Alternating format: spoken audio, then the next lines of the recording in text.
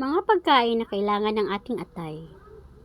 Ang atay ang pinakamalaking organ sa loob ng ating tiyan, na siyang nagpuproseso ng nutrients sa mga pagkain na ating kinakain. Una, bawang.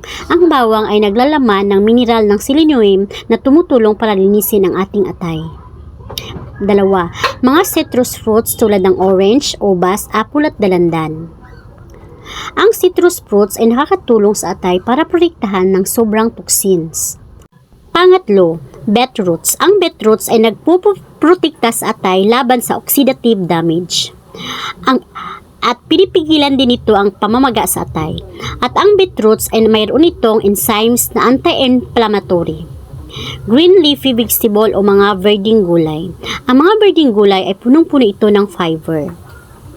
Ang fiber ay tumutulong sa atay para sa pagtunaw ng mga kinakain. 5. Parsley. Ang parsley ay naglalaman ng antioxidants na tumutulong sa pagkontrol ng pamamaga ng atay. At pinipigilan nito na hindi matuloy ang pagkasira sa mga selula. 6. Avocado.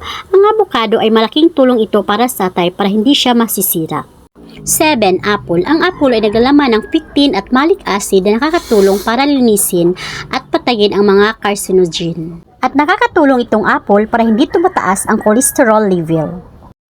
8. Luyang dilaw. Ang luyang dilaw ay may antioxidant effects na nakakatulong para pigilan ang pagkasira ng atay mula sa mga toxins.